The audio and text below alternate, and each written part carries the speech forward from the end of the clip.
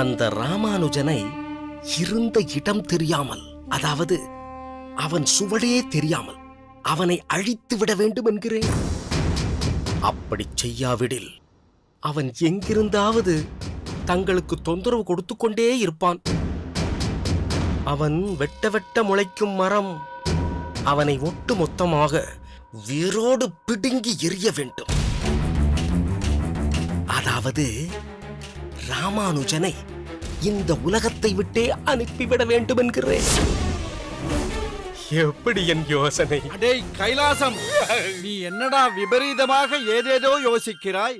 அவசரப்பட்டு எதுவும் செய்து விடாதே. இல்லை குருநாதா, இந்த ராமானுஜன் விஷயத்தில் அவசரமோ அலட்சியமோ காட்ட மாட்டேன். யோசித்து கனக்கச்சிதமாக முடிப்பேன். தாங்கள் எதை பற்றியும் யோசிக்காமல் என்னிடம் விட்டு விடுங்கள். உங்கள் வாழ்க்கையிலிருந்து ராமானுஜன் ஒட்டுமொத்தமாக போக வேண்டுமென்றால் அவன் இந்த உலகத்தை விட்டே போக வேண்டும். அதற்கில்லையடா கைலாசம். தாங்கள் எதுவும் சொல்ல வேண்டாம் குருநாதா. தாங்கள் எதையும் கண்டுகொள்ளாமல் இருந்து விடுங்கள். மற்றதை நாங்கள் பார்த்துக் கொள்கிறோம். என்னவோ போ, எனக்கு ஒன்றும் விளங்கவில்லை. தாங்கள் மூளையெல்லாம் கசக்கிக் கொள்ள வேண்டாம். தாங்கள் சென்று தங்கள் போஜனத்தில் கவனம் செலுத்துங்கள். தங்கள் உடல் நன்றாக இருந்தால்தான் தங்கள் சித்தாந்தம் வளரும். தங்கள் சித்தாந்தம் வளர்ந்தால்தான் நாங்கள் வளருவோம். தாங்கள் அடிக்கடி சொல்வீர்களே, நம் சித்தாந்தம் வளர வேண்டும் என்றால் விஷ வித்துக்களை அழிக்க வேண்டும் என்று. அதைத்தான் நாங்கள் இப்போது செய்ய போகிறோம். ஒரு நாட்டை காக்க பல சேனை வீரர்களை இழக்கிறோம். தங்கள் சித்தாந்தத்தை வேரூன்றி நிலைபெறச் செய்ய சில விஷமிகளை அழிப்பதில் தவறென்ன இருக்கிறது? நீ ஏதேதோ சொல்லி குழப்புகிறாயே. தாங்கள் குழம்பவே வேண்டாம் குருநாதா. மோர் குழம்பு தங்களுக்காக காத்திருக்கிறது. முதலில் அதை சென்று ஸ்வீகரியுங்கள். இனி ராமானுஜன் தங்களுக்கு ஒரு தடைக்கல்லாக என்றுமே இருக்க மாட்டான். அதற்கு நான் பொறுப்பு. நான் எடுக்கும் முயற்சிகளுக்கு தாங்கள் தடையாக இருக்க வேண்டாம். அதுதான் இந்த சிறியேனின் வேண்டுகோள். சம்பூர்ணம், நம் குருநாதரை போஜனம் செய்ய அழைத்துச் செல்லுங்கள். வாருங்கள் சுவாமி.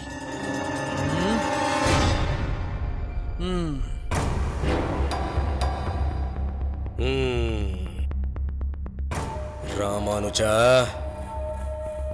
வெளியில் வைத்து உன்னை முடிப்பது கடினம். அருகிலேயே, மிக அருகிலேயே வைத்து உன் கதையை முடிப்பதுதான் மிகவும் சுலபம். முடிக்கிறேன். சரியான ஒரு ஏற்பாட்டோடு உன் விதியை இந்த கைலாசம் தீர்மானிக்கிறேன். கைலாசம்! குருநாதா! என்ன மாப்பிள்ளை, ஆச்சரியமாக இருக்கிறது. எப்பொழுதும் நான் பார்க்கும் மாப்பிள்ளையைப் போல் நீங்கள் இல்லையே. வழக்கமாக இலையில் அமர்ந்தால் நன்றாக ஆற அமர ரசித்து ருசித்து புசித்து விட்டுத்தான் எழுந்து கொள்வீர்கள். இல்லை, அப்படித்தான் இருக்க வேண்டும். நான் ஏதோ கோழி குறிப்பதைப் போல் அவசர அவசரமாக உணவு உட்கொண்டு எழுந்து விடுவேன். அது உடலுக்கும் ஆரோக்கியமாக இருக்காது. தவிர நாங்கள் எல்லோரும் ஒருவருடன் ஒருவர் பேசியவாறே அமுது உட்கொள்வோம். நீங்களோ யார் என்ன பேசினாலும் அதையெல்லாம் பொருட்படுத்தாமல் உங்கள் பணியிலேயே கண்ணும் கருத்துமாக இருப்பீர்கள். மற்றவர்கள் எழுந்த பின் தான் சிறிது நேரம் பொறுத்துத்தான் நீங்கள் எழுந்து கொள்வீர்கள். அப்படி இருக்க இன்று எல்லோருக்கும் முன்னதாக அமுது உண்டு விட்டு வந்து விட்டீர்கள். இப்பொழுது என்ன சொல்ல வருகிறீர்கள்? இத்தனை நாட்கள் சாப்பாட்டு ராமனாக இருந்த நான் இப்பொழுது மாறிவிட்டேன் என்று சொல்ல வருகிறீர்களா? இல்லை மாப்பிள்ளை, நான் நல்ல விதமாகத்தான் சொல்கிறேன். நாம் உணவு உட்கொள்ளும் பொழுது கவனம் முழுவதும் அதில் தான் இருக்க வேண்டும். எந்த ஒரு செயலாக இருந்தாலும் அது உடல் மட்டும் செய்யக்கூடாது. மனமும் அறிவும் அதில் ஈடுபட்டிருக்க வேண்டும். அந்த விதத்தில் நீங்கள் செய்வதுதான் சரி. அப்பொழுதுதான் அதன் முழு சத்தும் நமக்கு கிடைக்கும். அது சரி, ஆனால் அந்த சத்து உடலுக்குத்தானே கிடைக்கும். ஆனால் இனி மனதிற்கும் ஆத்மாவிற்கும் சத்து கிடைக்க வேண்டும் என்ற மனமாற்றம் ஏற்பட்டுள்ளது. அதனால்தான் நான் உட்கொள்ளும் உணவின் அளவையும் நேரத்தையும் குறைத்துக் கொண்டேன். ஆனால் இதில் வருந்திக் கொண்டிருப்பவர் என்னவோ மன்னிதான். ஆமாம், மன்னி வழக்கமாக செய்வது போய் உங்களுக்காக பலவிதமான தளிகை செய்து போட வேண்டும் என்று நினைத்தார்கள். ஆனால் நீங்களோ எல்லாவற்றையும் தவிர்த்து விட்டீர்கள். ஒரு பக்கம் வருத்தமாக இருந்தாலும் மறுபக்கம் சந்தோஷமாகத்தான் இருக்கிறது. பெரிய பிராட்டி எப்பொழுதும் உங்களை பற்றி குறை சொல்லிக் கொண்டே இருப்பாள். சிறிது கூட பொறுப்புணர்ச்சியோ கடமை உணர்ச்சியோ இல்லை என்று. ஆனால் இப்பொழுதோ உங்களை பற்றி மிகவும் பெருமையாகத்தான் பேசிக் கொண்டிருக்கிறாள். அப்படியா? இது எனக்கு தெரியவே தெரியாதே. என்ன பெரிய பிராட்டி, என்னை பற்றி உயர்வாக சொல்லிக் கொண்டிருக்கிறாயா? அதை என் முன் என்றும் சொன்னதே இல்லையே. அது அப்படித்தான் இருக்க வேண்டும் மாப்பிள்ளை. குறையை அவர்கள் முன் சொல்லிவிட்டு புகழ்ச்சியை மற்றவர்களிடம் சொல்ல வேண்டும். ஆனால் பொதுவாக யாரும் அப்படி செய்வதில்லை. சரி, அதை விடுங்கள். முன்பெல்லாம் நீங்கள் ஆச்சாரியரை சேவித்துவிட்டு ஸ்ரீபெரும்புதூர் சென்றுவிட்டு அதன் பின் நேரம் கிடைத்தால்தான் எங்களை பார்த்துவிட்டு திரும்ப போவீர்கள். ஆனால் இப்பொழுது முதலில் இங்கு வந்திருக்கிறீர்கள். ஏதாவது பிரத்யேக காரணம் இருக்க வேண்டுமே. அது ஆச்சாரியரை அவசியம் பார்த்தே ஆக வேண்டும் என்றுதான் வந்தோம். ஆனால் அவரை போய் பார்ப்பதற்கும் வேதனையாக உள்ளது. உங்களுக்கும் தெரிந்திருக்கும், ராஜபளவை நோயால் பாதிக்கப்பட்டிருக்கிறார். ஆச்சாரியர் போன்றவர்களுக்கு இப்படிப்பட்ட நோயை கொடுத்து ஏன் பகவான் அவர்களை கடும் வேதனைக்கு உள்ளாக்குகிறார்? அதை அப்படி எடுத்துக்கொள்ளக் கூடாது பகுலா. பெருமாளின் எல்லா செயல்களிலும் ஒரு காரண காரியம் இருக்கும். இந்த ராஜபளவி நோயை கொடுத்து ஆச்சாரியர் மூலமாக பகவான் என்ன தெரிவிக்க விரும்புகிறார் என்பது யாருக்கு தெரியும்? அதனால் அதை பற்றி பெரிதாக ஆராய்ச்சியில் இறங்காமல் இருப்பதுதான் நல்லது மாப்பிள்ளை. அதனால்தான் இங்கிருந்து நேராக பேட்டைக்கு சென்று பூமாவையும் அவள் குடும்பத்தாரையும் பார்த்துவிட்டு அங்கிருந்து காஞ்சிபுரம் சென்று அதன் பிறகு ஸ்ரீரங்கம் செல்லலாம் என்று உத்தேசித்திருக்கிறோம். சமீபத்தில் நாங்கள் பூமாவை பார்க்க சென்றிருந்தோம். அங்கு தாசரதியையும் பார்த்தோம். மன்னி, தாசரதியை பார்த்து நான் வியந்து போனேன். பாடசாலைக்கு செல்லும் பிராயத்தை தான் அவன் அடைந்துள்ளான். அதற்குள் ஸ்லோகங்களை எல்லாம் எத்தனை ஸ்பஷ்டமாக அக்ஷர சுத்தமாக சொல்கிறான் தெரியுமா? ஆமாம், நானும் அசந்துதான் போய்விட்டேன். அவன் எங்கும் விளையாட கூட செல்வதில்லையாம். சதா பகவத் நாமாவழியையே சொல்லிக் கொண்டிருக்கிறானாம். ஆச்சரியமாக இருந்தது. அதற்கு காரணம் ராமானுஜன். பூமாவின் கர்ப்பத்தில் இருக்கும் பொழுதே ராமானுஜன் அந்த சிசுவிற்கு பாகவதத்தை புகட்டவில்லையா? அதன் பலனும் பயனும் தான் இது. தன் தங்கையை அவள் அகத்துக்காரரிடம் ஒப்படைக்கும் பொழுது அவன் விடுத்த வேண்டுகோளே தாசரதி ஸ்லோகங்களும் பாசுரங்களும் பயில வேண்டும் என்பதுதான்.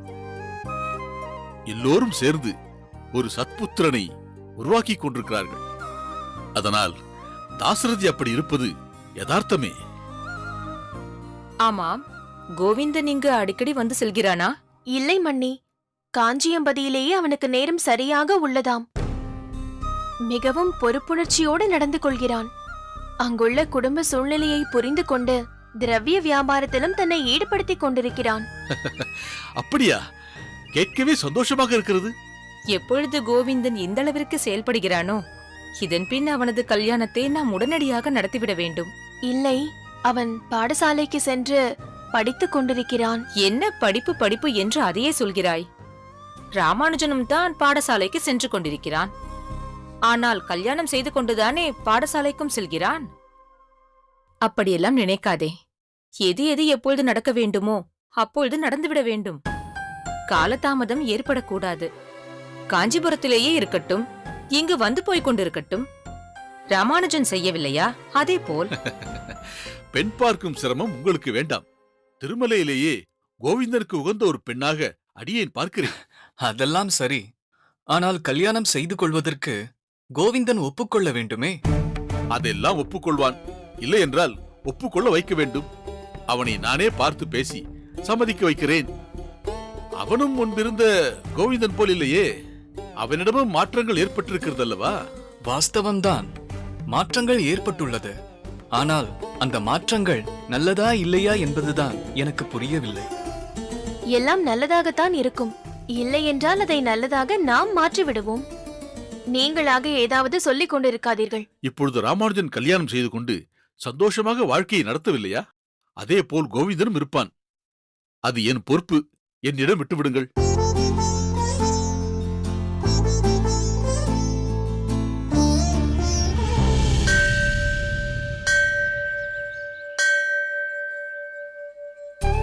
பட்டரே, வரும் கார்த்திகை மாதத்தில் திருமங்கையாழ்வாரின் திருநக்ஷத்திரம் வரும் கார்த்திகை நட்சத்திரத்தில் வர இருக்கிறது. அந்த திருநக்ஷத்திர மகோத்சவம் நன்கு நடைபெற வேண்டும் பட்டரே. தங்களின் சித்தப்படியே சுவாமி. கோயில் அதிகாரி ஊரிலிருந்து வந்தவுடன் மறக்காமல் அவரிடம் தெரிவித்து விடுங்கள். அப்படியே செய்து விடுகிறேன் சுவாமி. குறுநில மன்னனாகவும் பிறகு பக்தியில் சிறந்த ஸ்ரீ வைஷ்ணவராகவும் திகழ்ந்த திருமங்கையாழ்வார் ஒரு சூழ்நிலையில் இந்த வரதனால் பெரும் இன்னலில் இருந்து காப்பாற்றப்பட்டார். அது என்ன நிகழ்வு சுவாமி? ஒரு காலத்தில் சோழ மன்னன் தனக்கு சேர வேண்டிய வரிப்பணத்தை குறித்த தவணைக்குள் செலுத்தாததால் அப்போது மன்னராக பரிபாலித்த திருமங்கை ஆழ்வாரை சிறைப்படுத்தினான். சிறையில் இருந்த திருமங்கை மன்னனான ஆழ்வார் 3 நாட்கள் உணவு உண்ணாமல் வருந்தி எம்பெருமானை நினைத்தபடி இருக்க அவர் கனவில் நம் பேரருளாளன் வரதன் தோன்றினான். பிரசன்னமாகிய வரதன், பரகாலரே, திருமங்கை மன்னரே, காஞ்சியம்பதிக்கு வருக, நிதியை பெருக, கவலையை விடுக என்று திருவாய் மலர்ந்தருளினான். இதை மன்னரிடம் தெரிவித்து சிறை காவலர்களுடன் காஞ்சியம்பதிக்கு வந்து வரதனின் திருவடிவாரத்தில் துதித்தார். அன்று மீண்டும் கனவில் தோன்றிய வரதன் தன் அபயஹஸ்த முத்திரையின் மூலம் ஒரு குறிப்பிட்ட இடத்தை சுட்டிக்காட்ட அரசர் பிரதானிகள் முதற்கொண்டு புடைசூழ வேகவதி நதிக்கரைக்கு வந்து வரதன் குறிப்பிட்ட இடத்தில் நிலத்தை தோண்டச் செய்ய பெரும் நிதிக்குவியல் கிடைத்தது. சோழ மன்னனும் திருமங்கை ஆழ்வாரின் பெருமையை உணர்ந்து வரிப்பணம் எவ்வளவோ அதற்குண்டான தொகையை மட்டும் அந்நிதியிலிருந்து எடுத்துக்கொண்டு மீதியை ஆழ்வாரிடமே கொடுத்து சிரம் தாழ்த்தி வணங்கி புறப்பட்டார். இப்படி வரதனால் அருளப்பட்ட எஞ்சிய நிதி குவியலை வரதனுக்கும் பாகவத ஆராதனைக்கும் பயன்படுத்தினார் திருமங்கை ஆழ்வார். ஆஹா, என்னே வரதனின் பெருங்கருணை! ஆழ்வாரின் மேல்தான் எப்படிப்பட்ட கரிசனம்! ஆம்பட்டரே, பிறர்க்கென வாழும் உத்தமர்களுக்கு என்றும் வசமானவன் வரதன். பிரம்ம ருத்ராதி தேவர்களுக்கும் தலைவன் தேவாதி ராஜன். அவன் உகந்த திருமங்கை ஆழ்வாரின் கார்த்திகை மாத திருக்கார்த்திகை நட்சத்திர திரு அவதார உற்சவம் எந்த குறைவும் இல்லாமல் நிறைவாக நடைபெற வேண்டும் பட்டரே. அதற்கென்ன சுவாமி, தங்களின் திருவுள்ளப்படி நிச்சயம் நன்கு நடைபெறும். இதை கோவிலுக்கு வரும் சேவார்த்திகள் அனைவருக்கும் தெரிவித்து விடுகிறேன். மொத்தத்தில் கோவில் சம்பந்தமாக உற்சவாதிகளை பேசியதில் தங்கள் முகத்தில் பழைய பொழிவு திரும்பிவிட்டது. என்ன பட்டரே, திடீரென்று உள்ளர்த்தத்தை வைத்து ஏதேதோ பேசுகிறீர்கள்? உள்ளார்த்தமாக அடியேன் எதுவும் பேசவில்லை சுவாமி, உள்ளதைத்தான் சொன்னேன். ராமானுஜனின் பாரியாள் தங்களிடம் சம்பாஷித்த பின் தாங்கள் மிகவும் முகவாட்டத்துடன் காணப்பட்டீர்கள். இன்று அது நீங்கி பழைய பொலிவோடு இருக்கிறீர்கள் என்றேன். ஓ, தஞ்சாவின் விஷயத்தை சொல்கிறீர்களா? ஆம். என்னவோ சட்டென்று இப்படி ஒரு நிகழ்ச்சி நடந்துவிட்டது. நிகழ்ந்ததோடு அல்லாமல் அதன் தாக்கமும் சுவடும் மனதில் சில காலங்கள் தங்கிவிட்டது, அவ்வளவுதான்.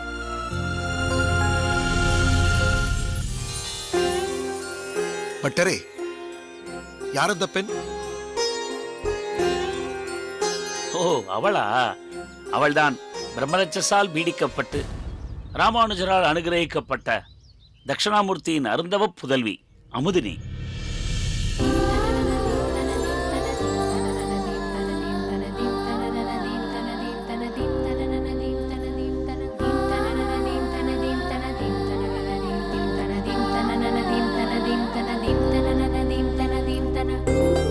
தட்சிணாமூர்த்தியும் வந்திருப்பார் என எண்ணுகிறேன். வாருங்கள், போகலாம்.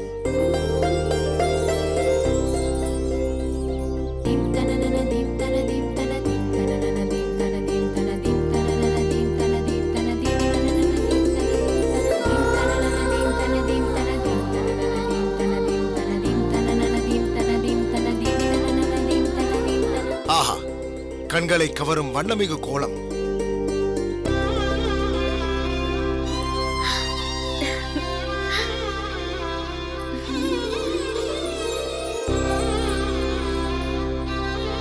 அமுதினி, சுவாமி யார் என்று உனக்கு தெரியாதல்லவா? இவர்தான் சாக்ஷாத் திருக்கச்சி நம்பி சுவாமிகள்.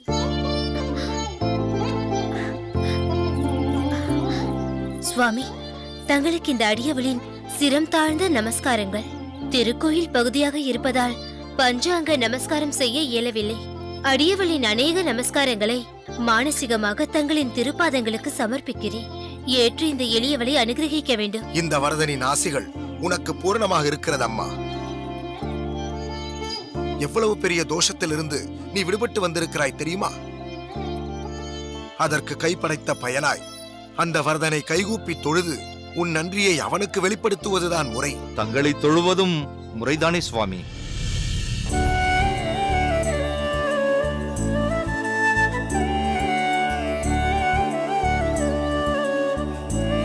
வந்தனங்கள் நம்பி சுவாமிகளே. வந்தனம். வந்தனம் பட்டரே. வந்தனம்.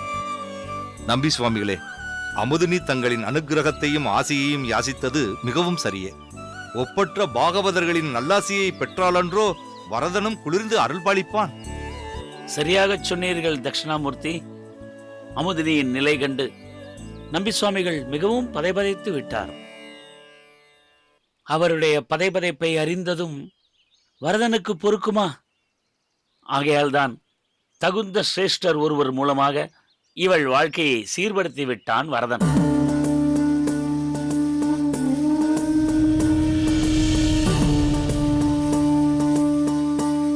அடியேனுக்கு எந்த தொகையோ எந்த நன்கொடையோ தேவையில்லை.